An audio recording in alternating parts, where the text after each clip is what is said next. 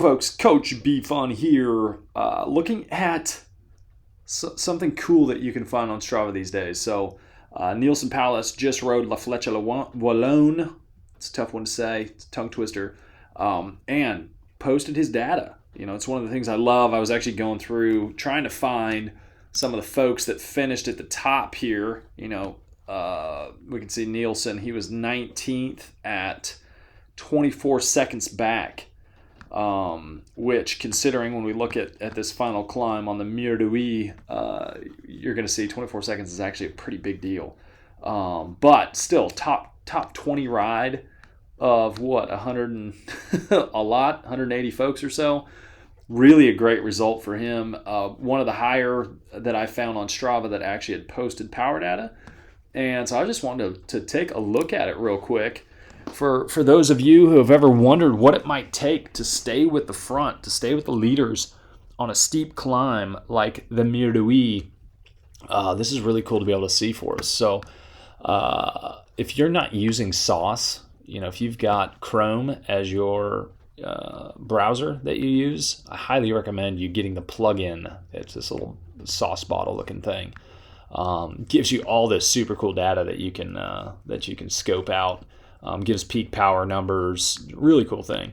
But at any rate, I'm not going to dive into all 128 miles of this thing. Instead, what I want us to do is I'm going to scroll down towards the end of this ride, and we can see all these different segments, right? So that's, you know, most of you are very familiar with Strava, I'm guessing, and we can start to look at these segments. So they actually climbed the Mur de Huy 3 times.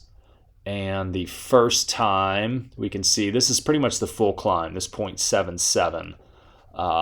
The first time, I think he climbed it at 4 something. Let me see if I can find it. Here we go, yeah. So 427 watts. Now, if you noticed up at the top here, it gave, his weight that he's got listed on Strava is 145 pounds, which puts him at 65 kilos. Myself, I'm a little more girthy than my boy Nielson Powless. I'm up at 185-ish pounds, which puts me at 84 kilos. So that's where the math you're going to have to do real quick is you're not going to take the numbers he's producing and assume you're doing the same. What you need to do is figure out what sort of kilos do you weigh. And on a steep climb like this Mur de Huy, drafting is not going to be a factor. So pretty much most of your power is going into overcoming gravity, and so you can get a pretty good feel for what kind of power you would need to push on a climb like that to just stay, go top 20 in a world tour race. So you can see this hot sauce plugin will actually give rankings based on power to weight, and his final Mur de Huy 486. So the second time up, they pushed like 390, 394, which is still huge. But this final time up, 486. So what I wanted to do real quick is, I'll even do it on the screen here to get my calculator going. So 486. And we're going to divide that by his kilos, divided by 65, puts it at 7.477 watts per kilo. Now I'm going to multiply that by how many kilos I weigh, and that's what you can do for yourself as well. Multiply by the number of kilos you weigh. If you don't know, take your weight in pounds, divide that by 2.2. So we're at 4.477 here. I'm going to multiply that by my 84 kilos, and this is where it's about to get astronomical.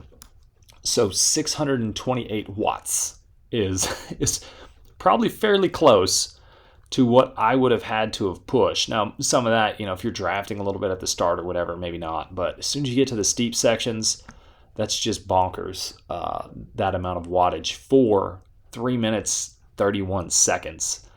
Totally crazy.